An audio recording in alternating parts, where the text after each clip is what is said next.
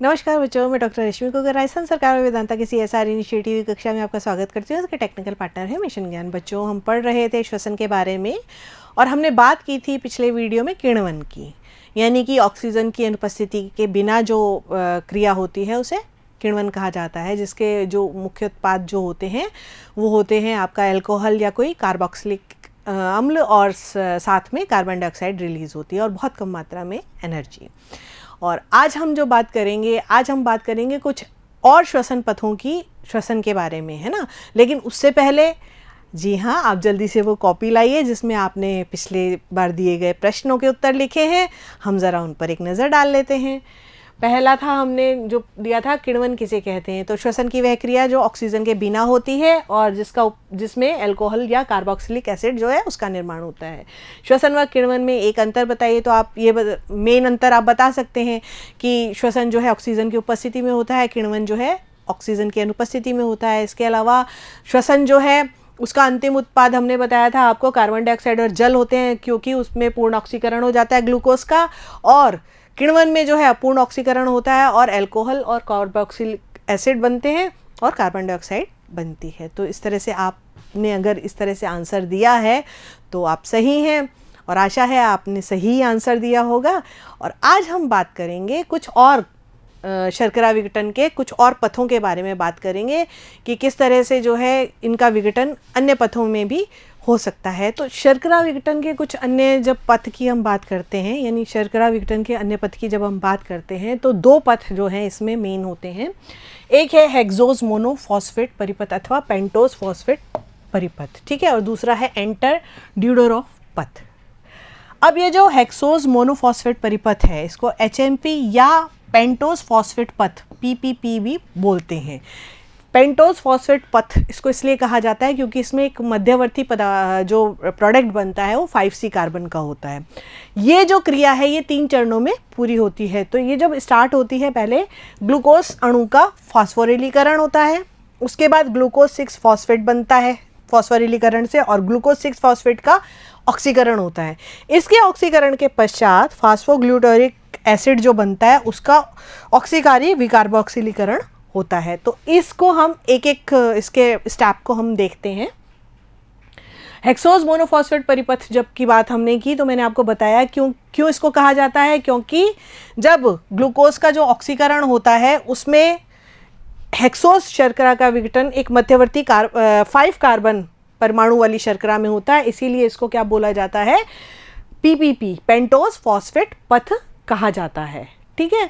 और इसका जो अध्ययन था वो किसने किया था, बारबर्ग और डिक्सन ने किया था। किसमें किया था, जंतु उत्तक में किया था। तो आपका प्रश्न कई बार ये एग्जाम में पूछा जाता है कि जो PPP पथ जो है ये किसने बताया था, बारबर्ग और डिक्सन ने बताया था, और किसमें, जंतु उत्तक में बताया था। और इसका जो विस्तृत जो अध्ययन किया था वो रैकर ने किया था, रैकर और उसके साथियों ने किया था, ठीक है। और ये पथ जो है कोशिका द्रव्य में ऑक्सीजन की उपस्थिति में होता है। अब एक एक करके इसके चरणों को देखते हैं। तो पहला चरण जैसे हमने देखा था कि ग्लूकोज अणु का क्या होता है, फास्फोरिलीकरण होता है। तो फास्फोरिलीकरण में हेक्सोकाइनेज जो एंजाइम है वो इसमें प्रोडक्ट काम में आता है, और साथ में क्या होता है, ATP से जो है ये ऊर्जा लेता है। तो ATP से ऊर्जा लेकर के ये किसमें, ग्लूकोज जो है हेक्सोकाइनेज की उपस्थिति में ग्लूकोज 6 फॉस्फेट में कन्वर्ट होता है, और साथ में ADP जो है, ATP किस में कन्वर्ट हो जाती है, ADP में कन्वर्ट हो जाती है। फिर ये जो ग्लूकोज 6 फॉस्फेट बना, अब क्या होता है, इसका ऑक्सीकरण होता है। जब इसका ऑक्सीकरण होता है तो ग्लूकोज 6 फॉस्फेट डिहाइड्रोजिनेज की उपस्थिति में इसका ऑक्सीकरण होता है, और ये किस में कन्वर्ट हो जाता है, 6 फॉस्फोग्लूकोनिक एसिड में कन्वर्ट हो जाता है, और साथ ही साथ NADPH2 का निर्माण होता है। NADP का जो है अपचयन होता है और वो किस में कन्वर्ट हो जाता है, NADPH2 में कन्वर्ट हो जाता है।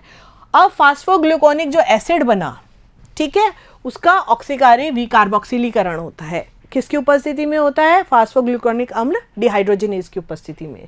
ये इसका विकार्बोक्सिलीकरण हो जाता है और किस में कन्वर्ट हो जाता है, ये राइबोलोज 5 फॉस्फेट, ये 5 है ना, राइबोलोज 5 फॉस्फेट आ गया आपका 5C प्रोडक्ट, ठीक है। इसी कारण से इसको PPP भी कहा जाता है, ठीक है ना। और साथ में आपका NADPH2 बनता है, और क्या मुक्त होती है, आपकी कार्बन डाइऑक्साइड मुक्त होती है। ये देखिए राइबोलोज 5 कार्बन का निर्माण होता है। तो इस तरह से ये जो क्रिया है ये 3 चरणों में पूरी होती है। अब इस क्रिया में क्या होता है, आपके कार्बन डाइऑक्साइड के साथ साथ क्या बने थे, NADPH2 के अणु भी बने थे। तो 6 कार्बन डाइऑक्साइड के अणु बनते हैं और 12 अणु बनते हैं आपके NADPH2 के। ठीक है, ये देखिए यहाँ पर 6 अणु बने आपके कार्बन डाइऑक्साइड के और 12 अणु आपके बने NADPH2 के।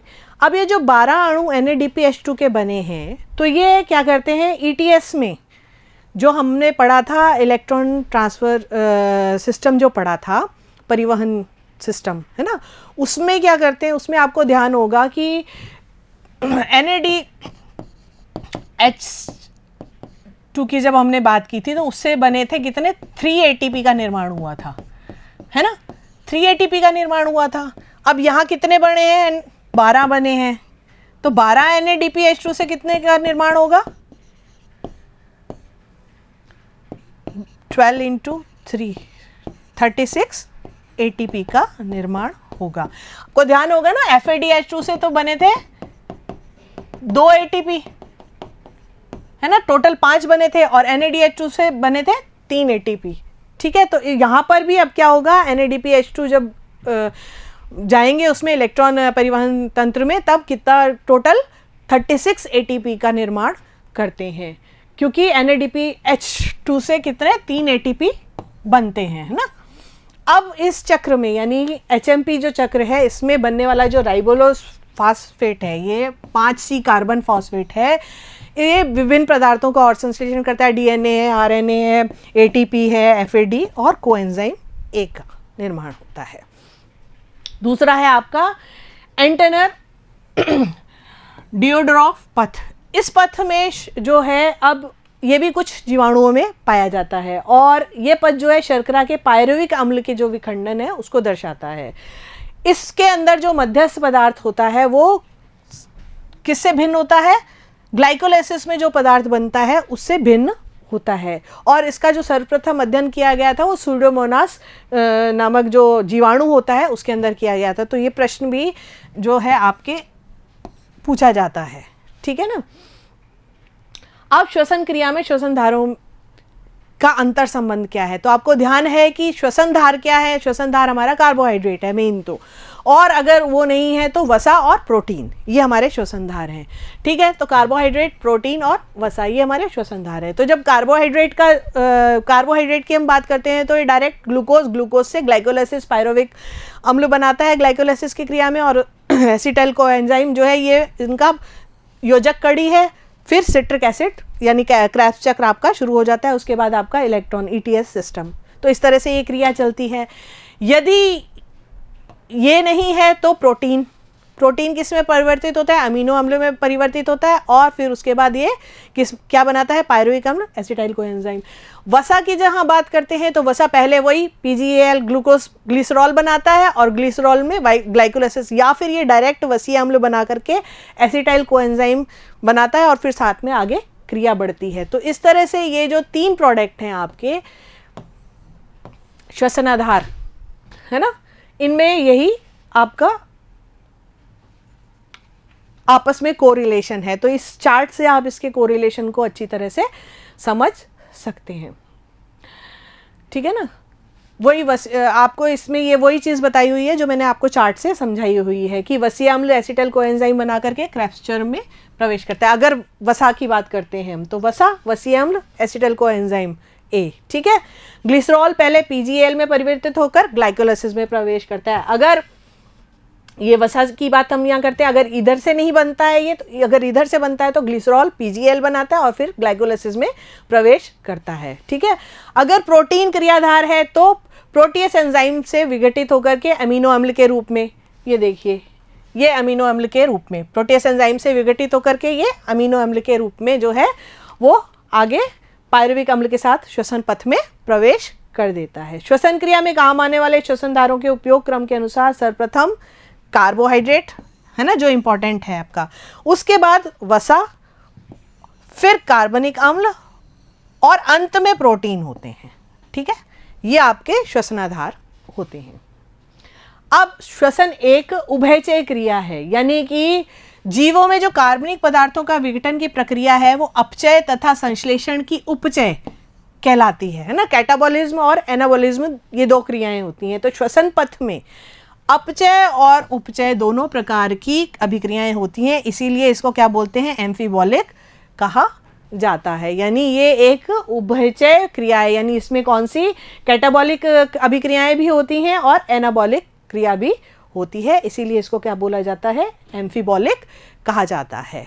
तो यहाँ पे आपका ये वाला पार्ट जो है ये पूरा होता है। और अब जल्दी से आप 2 प्रश्न लिख लीजिए। ईटीएस के पश्चात कितने एटीपी का निर्माण होता है ईटीएस में, है ना। और पेंटोज फॉस्फेट पाथवे यानी पीपीपी या एचएमपी का सर्वप्रथम जो है अध्ययन किसने किया था। तो जल्दी से आप अपना आंसर दीजिए। हम मिलते हैं अगले वीडियो में, तब तक के लिए नमस्कार, थैंक यू।